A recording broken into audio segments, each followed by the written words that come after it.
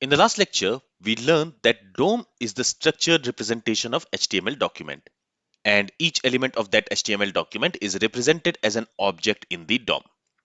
So, since DOM contains HTML elements as an object, it is possible to access these objects using JavaScript, and then we can manipulate them. So in this lecture, you will learn about different methods present on document object, which we can use to access DOM elements and manipulate them. And three main methods which we use is getElementById method, querySelector method, and querySelectorAll method. In this lecture, we are going to talk about getElementById method and querySelector method. And we will talk about querySelectorAll in a different lecture in this section. So let's start with getElementById method. The getElementById method is present on the document object, and this method is used to access a DOM element using its ID. This method returns the first matching HTML element from the DOM. And if it does not find any HTML element with a given ID, in that case it will return null. Let's understand this with an example. So here I have written some very simple HTML and CSS to design this web page. I will share this HTML and CSS with you in the description so you can download it and you can start working on the same project. I'm not going to explain the HTML and CSS here. The HTML and CSS which I have used, it is very simple. You can go through this HTML and CSS, and if you will have any questions, you can ask it in the comments. Here, I'm not going to explain the HTML and CSS of this project. All right, now in this HTML, if I scroll down, here we have a paragraph element and it has an ID of intro.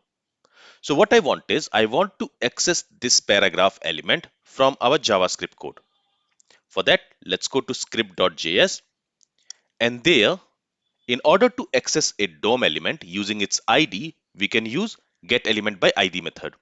And the getElementById method is present on the document object. To this getElementById method, we need to pass the name of the ID as string.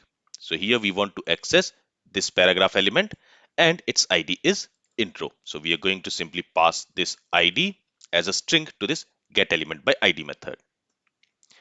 And this is going to return us this paragraph element. So if I go ahead and if I store it in a variable, let me call it as P.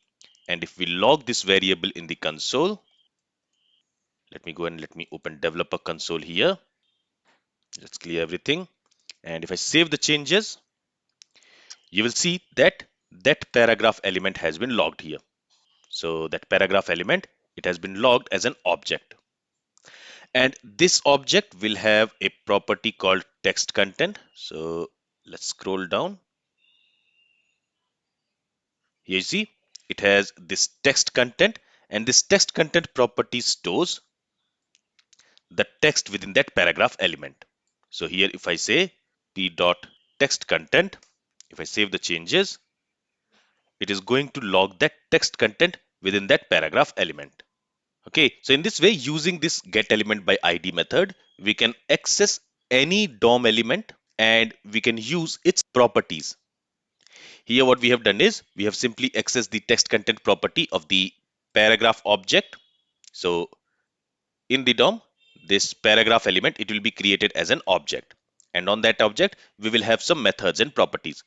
So when we are trying to access that paragraph using its ID, it is going to return us that paragraph object from the DOM. So that object we are storing in this variable P. And that object will have properties and methods. Currently, we tried to access the text content property of the paragraph. Now, if we want, we can also change the value of this property. So currently that paragraph, it is displaying this message in the web page. Now let's say I want to change this message. So what I will do is I'll simply say p.textContent equals some other string value. For example, this is a demo paragraph explaining the use of getElementById. Now, as soon as I save the changes, just notice what happens here for the paragraph. You will see that the content of that paragraph has changed to this content. So in the HTML, we are specifying this text content, but from JavaScript, we have changed that text content dynamically. And now we are displaying this text content within that paragraph. So here we are accessing a DOM element, and here we are manipulating that DOM element. Okay, let me cut this comment from here and I'll put it here. All right. Now you might say when we are logging p.text content, it is logging this text content. But in the web page, it is displaying this text content which we are generating dynamically. Why is that? That's because here we are logging the text content of the paragraph object before we have changed its text content. That's why in the console you're seeing different text content, and in the UI it is different. If I write it after we have changed the text content, so for example, if I write it here, and now if I save the changes, you will see both in UI and in console we have the same text content. Okay, so using getElementById by ID method, we can access any DOM element using its ID, and then we can manipulate any of its properties. Now, one thing which you need to remember here is that this getElementById by ID method, it will return only the first matching element. So if in the HTML file we have multiple elements with the same ID, in that case, this getElementById by ID method, it will only return the first element, not all the elements with that ID. This is first point you need to remember. And the second point is, if it does not find any element with the given ID, in that case, this getElementById by ID method will return null. So for example, if I misspell this ID name from intro to intro 1, let me comment these two codes and let me go ahead and let me log p here. So let's say console.log p. So if I save the changes, since we don't have any HTML element with this ID intro 1, in that case, this getElementById by ID will return null. And now, if I try to access this text content on that p object, on that p element, I'll get an error. You see, we have an error because we are trying to access a property on null. And that's why we have this error. So this point is very important to understand because when you are working with DOM elements, you will most probably get this error at some point. So you need to understand why this error has occurred. This error has occurred because we are trying to access the text content property on a value null. And why this p is null? Because we are using getElementById method to access a DOM element using its ID.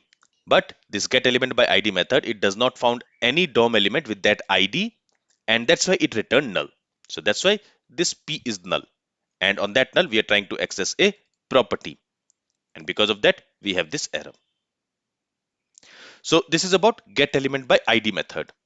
Now let's talk about another method called querySelector. So here, let me go ahead and let me comment these two codes, and let me also comment this code. Just like how we use getElementById method to access a DOM element using its ID, in the same way, we can also use querySelector method to access a DOM element using its ID or class name or tag name. And this querySelector method, it is also present on document object. And just like getElementById method, this querySelector method will also return only the first matching HTML element from the DOM with a given ID, class name or tag name. And if the querySelector method does not find any matching element with a given ID or class name or tag name, in that case, it will simply return null. Let's understand querySelector method with an example. So again, let's go to index.html and let's try to access this paragraph element using querySelector method. So again, I'll create a variable, I'll call it p, and this querySelector method is also present on document object. So I'll say document.querySelector, and here we need to use the equal to. Okay, so document.querySelector, and to this query selector, we can pass an ID, a class name, or a tag name, and we can pass it as a string. So let's first try accessing the DOM element using its ID. I want to access this paragraph element using its ID. So here, in case of query selector method, the selector works just like CSS selector. So if I want to access a DOM element using its ID, in that case, with the ID, I also need to use pound sign. So before the ID, I need to use pound sign. In CSS selector, in order to select an element using its ID, we use pound sign, right? And in order to select an element with a class name, we use dot.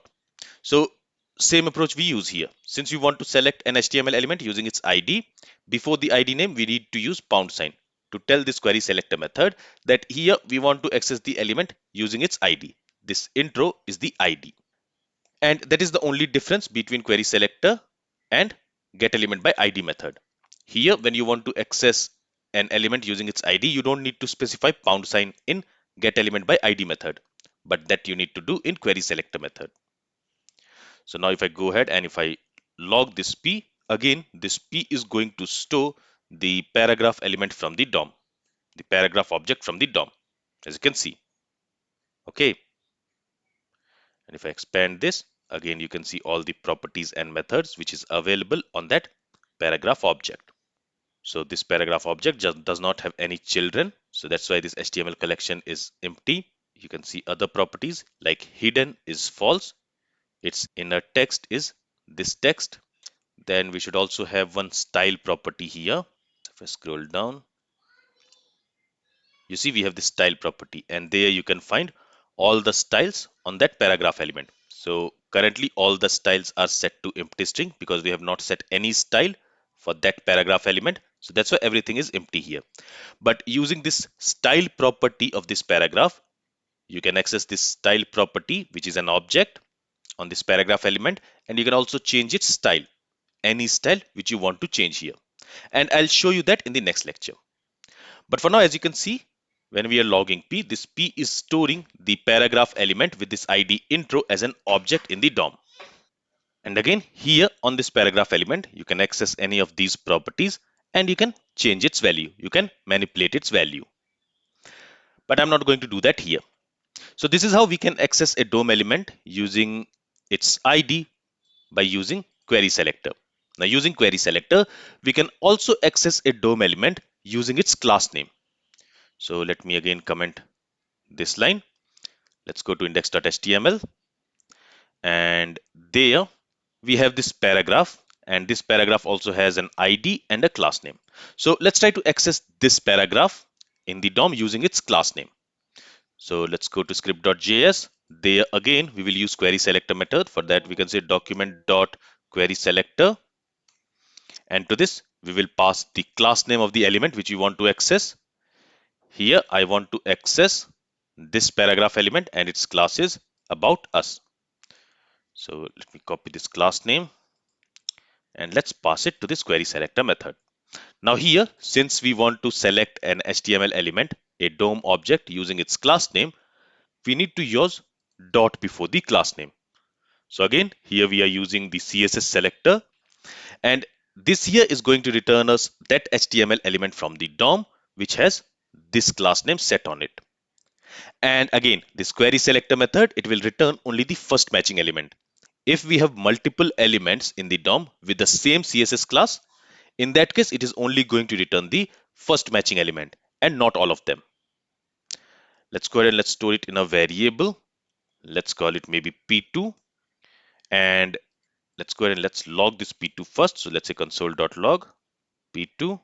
If I save the changes, that paragraph has been logged here. So you see here the class is about us and ID is intro. Okay. All right, here you see we have two paragraph elements with the same class name. So in this case, it is returning this paragraph element and not this second paragraph element. Okay. So using class name also, we can access an HTML element using query selector method. But in that case, it is going to return us the first matching element. And with query selector method, you can even select an HTML element using the tag name. So for example, let's say I want to select this H2 element. And on this H2 element, I don't have any class name or ID. So I want to select this H2 element using the tag name. So that also is possible with query selector method. There we can simply specify the tag name as a string. And in case of tag name, we don't need to prefix anything. We don't need to prefix pound or dot or anything like that. We can simply specify the tag name. So now if I save the changes, it has returned us the H2 element. Here, let's see the text content of this H2 element. So for that, I'll scroll down and the text content is home page. So in this case, this h2 element has been returned by this query selector method. So this is the only h2 element here. So before this, we don't have any h2 element. We do have one h1 element, but we don't have any h2 element. So this is the first h2 element in this HTML. That's why this h2 element has been returned. So as we learned, this query selector method, it will only return the first matching element. Now, if it does not find any matching element in the DOM, in that case, this query selector method also is going to return null, just like getElementById method. So for example, here if I say .h2, that means I want to select an HTML element from the DOM whose class is h2. We don't have any such HTML element in our HTML document where the class is h2. So in this case, if I save the changes, you see it has returned null. So p2 is assigned with null and that has been logged here. All right. And we already learned how to manipulate the DOM. So for example, here I have assigned this h2 object to this p2. Instead of calling it p2, let me call it as h2. And here also let's call it as h2. Okay, so the result should be same. Now here, what I want is I want to say h2, and this object is going to have a text content property. So I want to change this text content property to, instead of saying home page, I want to say maybe welcome to our bank. And with this, if I save the changes, you will see that here the text content of that h2 element has changed. And I want to keep it like this, so that's why I'm not going to comment this code. I want to have this h2 element, this text content. But I'll remove this console.log statement. So here we learned how to change the text content of the HTML element, but it is also possible to change the HTML content. So for example, let's go to index.html. There, I have this h1 element. So if I scroll up, we are showing this h1 element here. So this is the h1 element. Okay. So inside this h1 element, if you notice, we have some HTML. This is not a text content. This is not a simple text content. Here we are using some HTML, right? So now what I want is I want to change the HTML content which we have written inside this h1 element. So again, I'm going to write document.querySelector, and here on this h1 element, we don't have any ID or class. So I'm going to access this h1 element using its tag name. And before this h1 element, we don't have any other h1 element. So I should be able to access this h1 element using its tag name itself. Okay. And on this, I want to change its inner HTML. So for that, we have the property inner HTML. And to this, we can assign a string which will contain some HTML. And here, instead of using single quotes, I'll use backticks so that we can write the text in different lines. And here, let's say, okay, and I want to keep it as bold. So here I'm going to use the B tag. And after this one, let's also add closing B tag. Okay, and after that, I'll say, okay, so here we want to change the inner HTML of this h1 element. For that, first we are accessing that h1 element. It is going to return us that h1 element as an object. On that object, we will have this inner HTML property. So we are setting that inner HTML property to this HTML. Now, before we do that, let me also show you how that inner HTML looks like. So what I will do is, let's go to the next line. And here, this h1 object, we will assign it to a variable. So let's create a variable. Let's simply call it as h1. Okay, and here let's say h1 dot inner HTML. So before we change the inner HTML, let's also check how the current inner HTML looks like. So for that, I'll say console.log, and this h1 element, it is going to have the inner HTML property. So if I save the changes, you see this is the inner HTML of that h1 element. So that has been logged here. But now we have changed its inner HTML to this one. So this is the new inner HTML. Okay, and let me remove this seriously from here, this text, because we already have it. So Let's save the changes now. And now it looks okay. Okay. So again, I'm going to keep this value for the h1 element. So I'm not going to comment this code also, but let me remove this console.log statement from here. So in this lecture, we briefly learned how to access DOM elements using getElementById method and querySelector method. And we also learned how to manipulate the text content and the inner HTML of a DOM element. This is all from this lecture. If you have any questions, then feel free to ask it.